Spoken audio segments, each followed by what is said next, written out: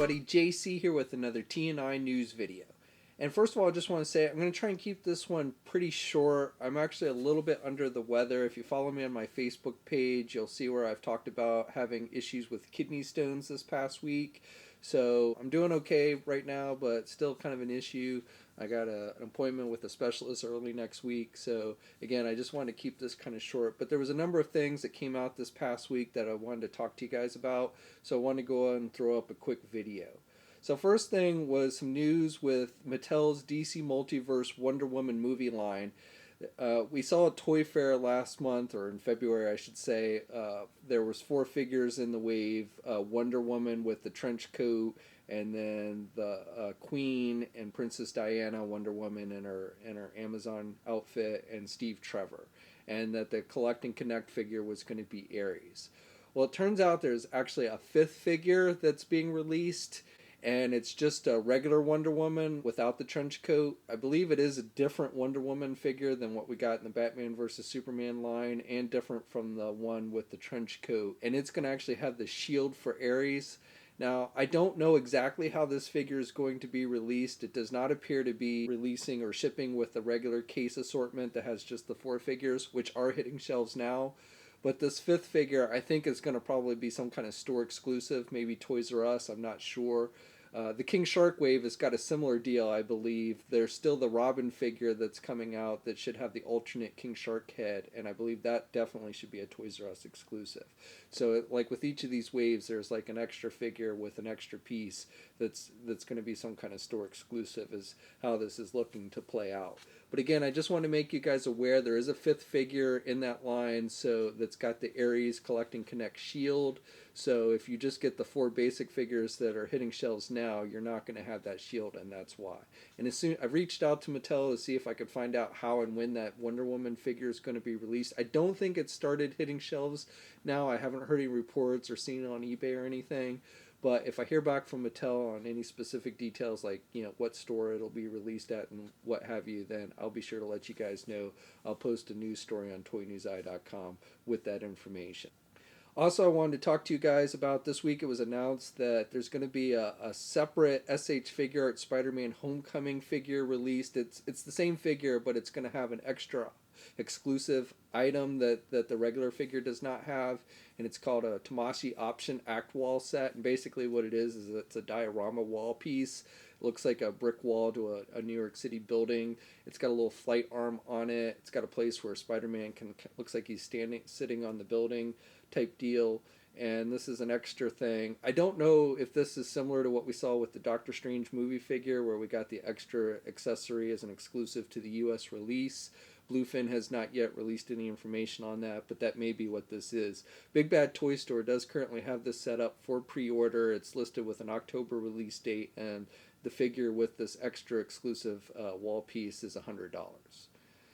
Also, there was some information that came out from overseas retailer Robot Kingdom. They've put up for pre-order the new Spider-Man Homecoming wave, as well as the exclusive. Here in the United States, it's going to be a Walmart exclusive, the Spider-Man and Vulture 2-pack that we saw at Toy Fair.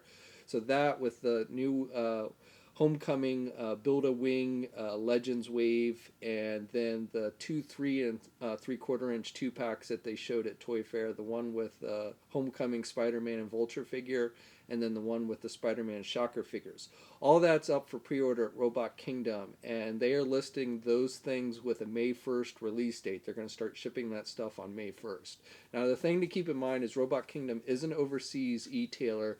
They oftentimes get this stuff early, so I would not expect to see this stuff released here in the United States on May 1st, but, you know, good possibility we'll see it by the end of May or early June, since, you know, it is going to start showing up overseas on May 1st.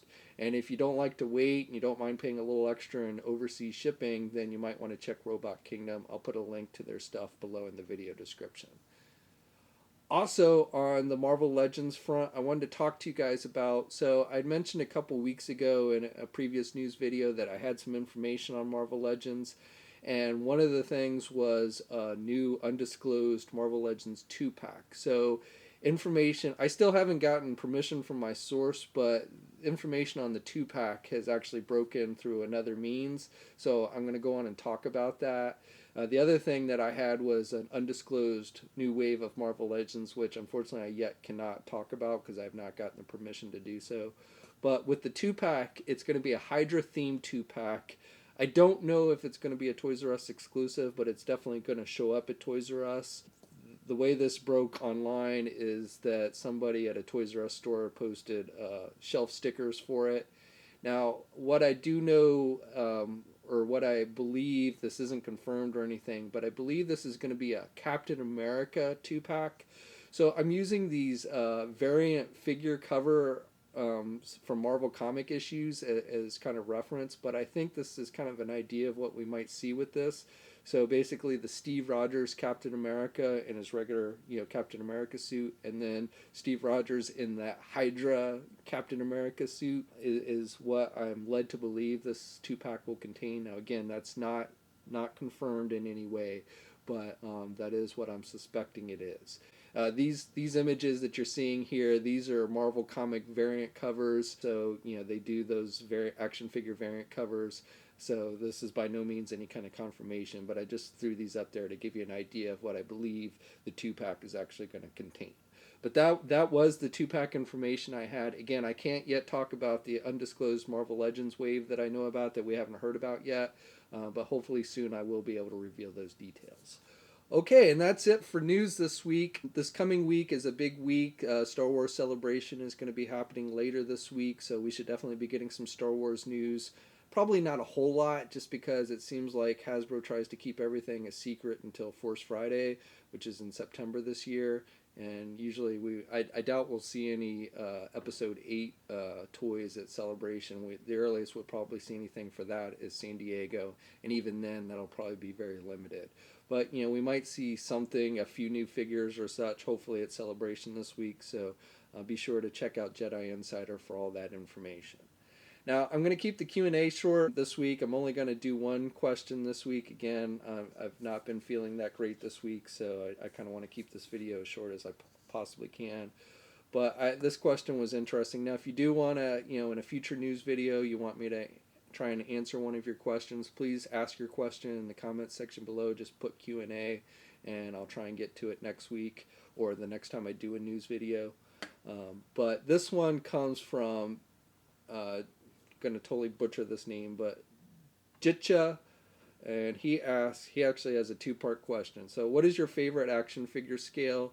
So I probably initially was a 3 3/4 inch action figure collector, but I've probably grown more accustomed to 6-inch figures. Love them both, but there's definitely more offerings in the 6-inch scale these days, so that's where I probably lean towards nowadays.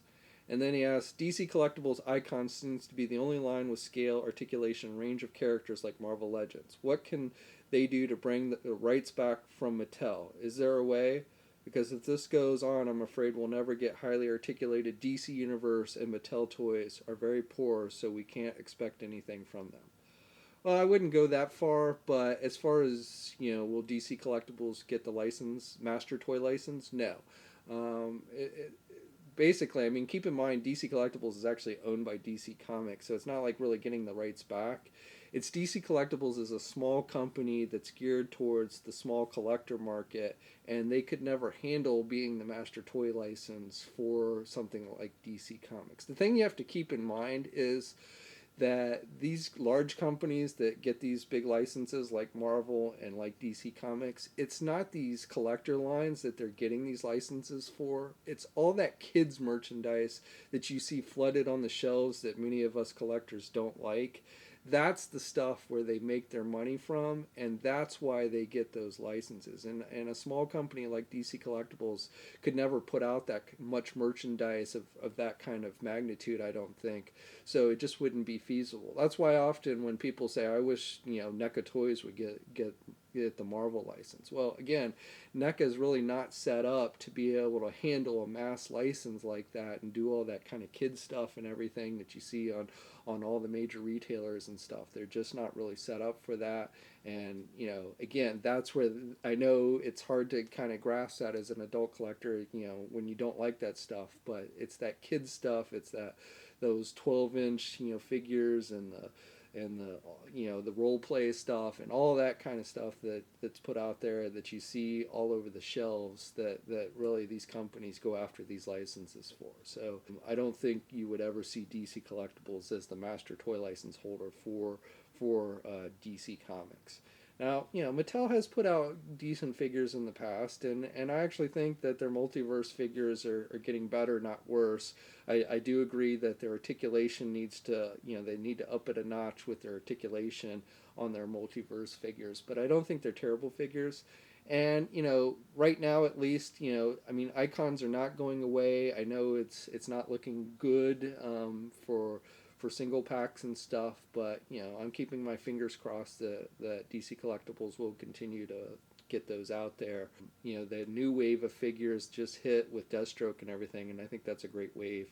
And I'm going to be bringing you reviews of the rest of those figures. I did Deathstroke last week. I've got to finish out the King Shark Multiverse wave this week, and then I'm going to start doing those icons. I also have the X-Men Legends that I need to get reviews up, but I'll probably wait until after I've done the Multiverse and the icons. Okay, so that's it for this week. Again, if you have a question, ask it below. As always, thanks for checking out the video. Please subscribe if you haven't already. Also follow me on my Facebook, Twitter, and Instagram accounts. It's a great way to keep up with me and keep in contact with me. And until next time, guys, I will catch you later.